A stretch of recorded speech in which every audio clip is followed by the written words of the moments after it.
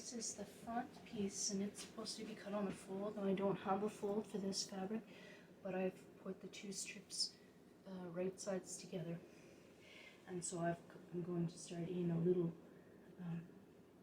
in from the edge so that there's a little seam allowance. But they'll have to be stitched together, so we need a little bit of seam allowance. So now for the back, I have turned the wrong sides together, and this piece is longer because I cut the sleeves off of this one. I have just enough for the back piece,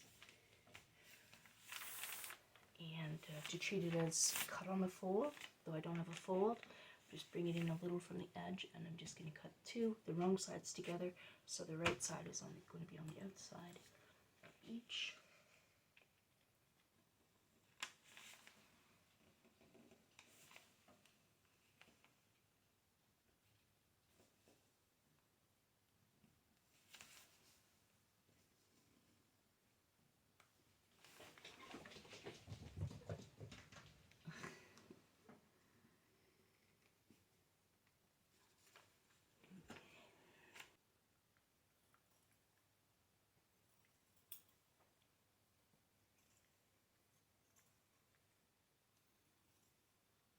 Little paperweight you're going to have to move.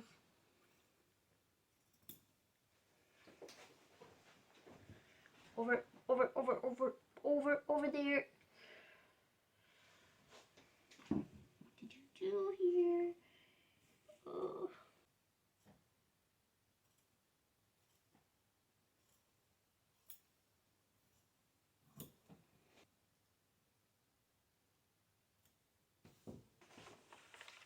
Center back. Save as much as I can.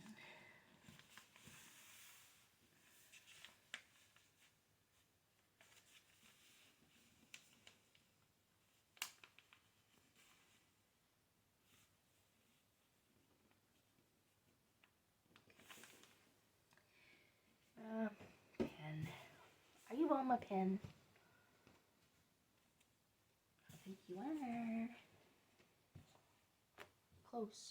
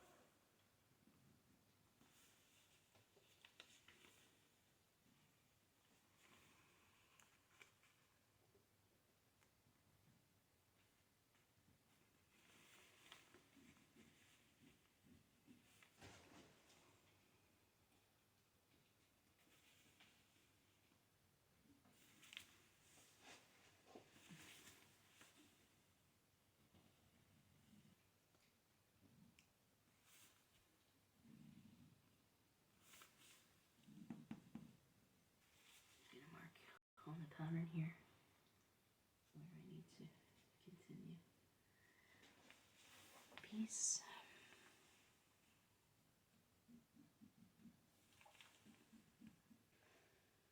Let's just use this. So,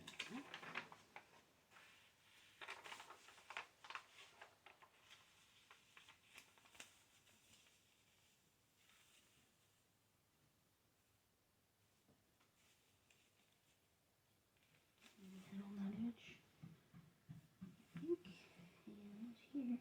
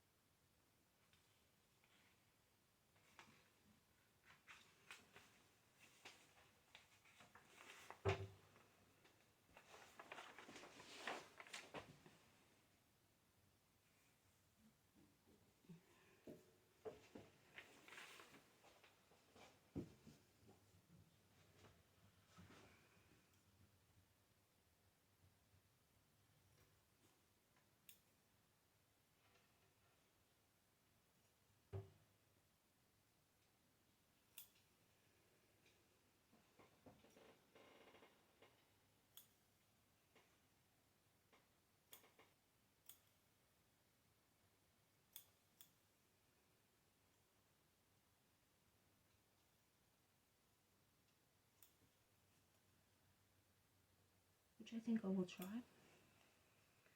Actually seems easier to do than just regular buttonholes. Because I'm doing this all hand stitching, no machine. So I may give since the down buttonholes and the period accurate, then I might give those a go. Just this part needs a little piecing. So, got the top without the cuff. Though I probably could get the cuff here.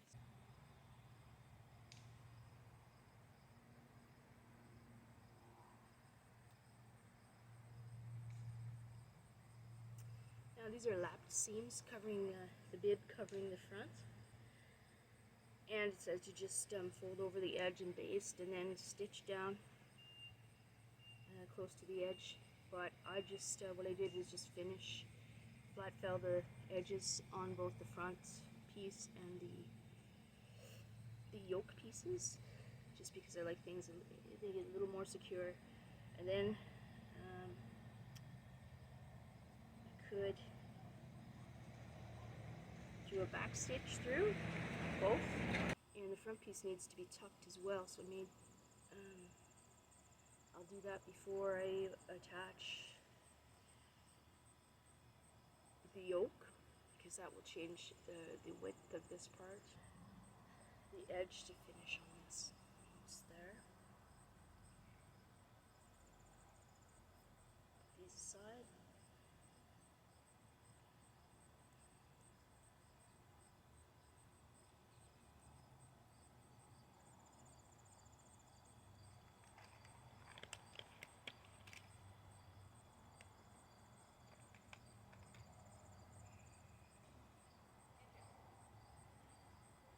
I've been using this thread that used to belong to my aunt. I've been using it up, even though it's old, a little dry, it's a little brittle, but I want to use it anyway. And these are matching colors, so the top this edge finish can be seen.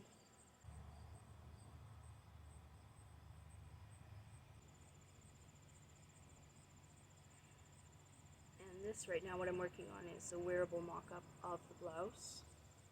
And I don't think I'll attach a skirt, or I could always do, if I did want to put a skirt on, I could always do that at a later time, but this is more just to test out the pattern and have a trial run. Wearable mock-up.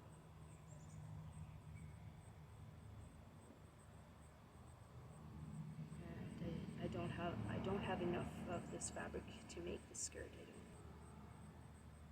I may go ahead and put the arm cuffs on, which I wasn't going to do. I might have enough to do that.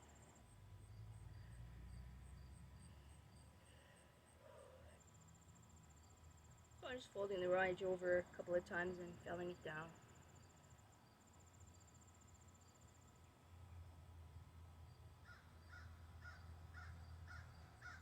A little bit of summer left here.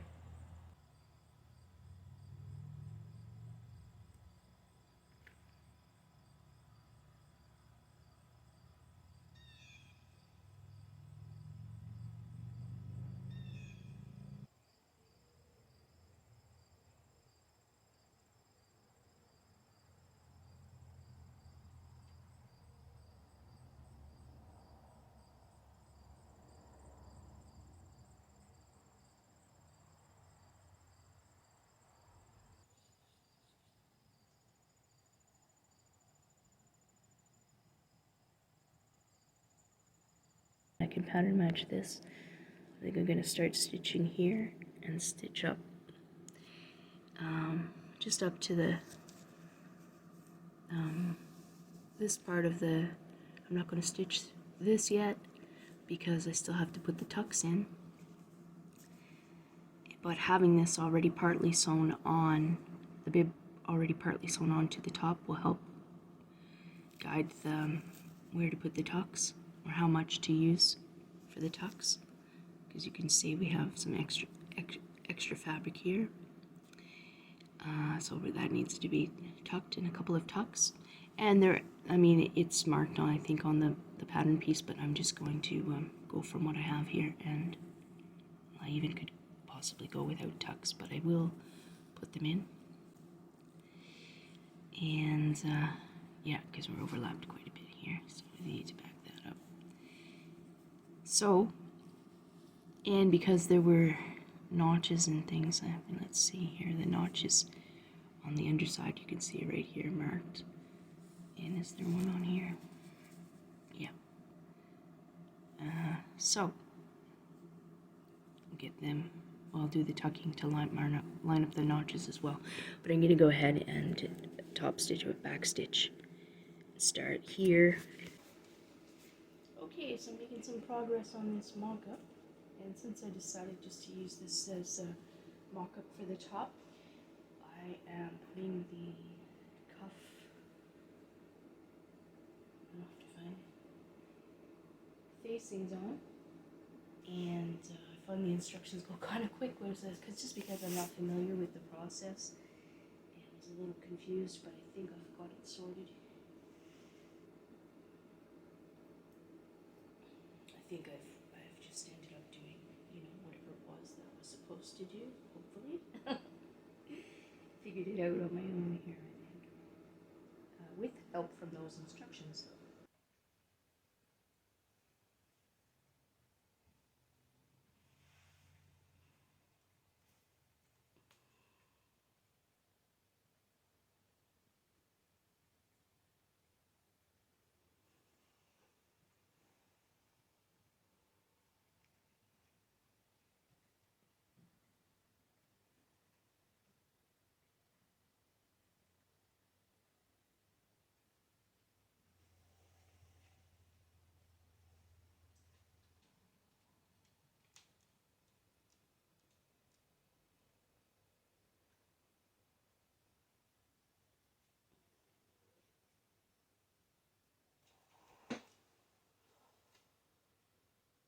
Facing on, and that's with it folded up.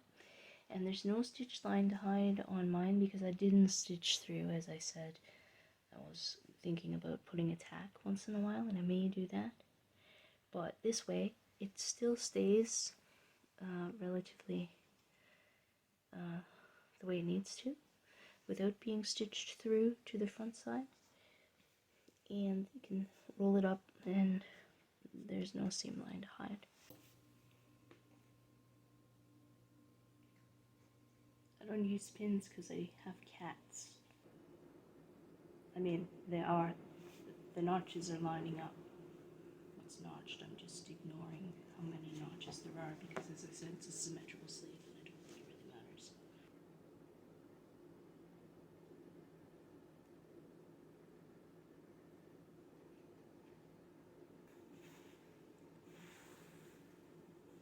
Throw this in the wash when I'm done with it and dryer. I don't have to worry too much about ironing. But because of the black kitties sitting on it, it's covered with cat hair. Not basting it in either. Just back stitching it in and then whipping the raw edges, which is what they say for seam finishing in here. Just whip them. Though I prefer flat felt seam. French seam is nice too, but I think it uses more material. So I think I prefer the flat felt seam. And I probably could have used it for the style that I'm doing, just to make it a little less fancy, but fancy is okay. A little fancy is okay too for Olivia, so kind of an in-between. So I just decided to, since I'm new to these patterns, to try to follow the instructions. And okay, I'm going to start stitching it in down here. Start at the bottom here.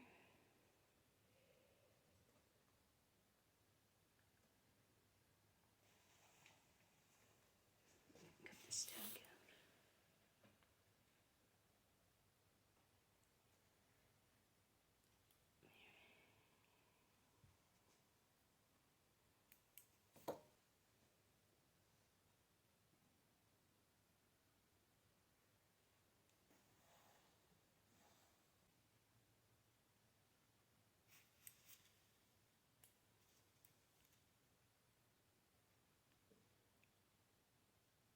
I'm a little short on thread again this time. Didn't last time too. I had to get a new piece.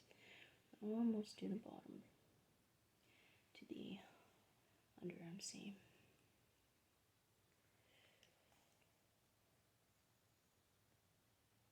Past the gathers now. So I'll just finish that. I'm gonna cut another piece of thread, and then I will just whip the raw edges. Well, clip the seam allowance a little, and whip the raw edges.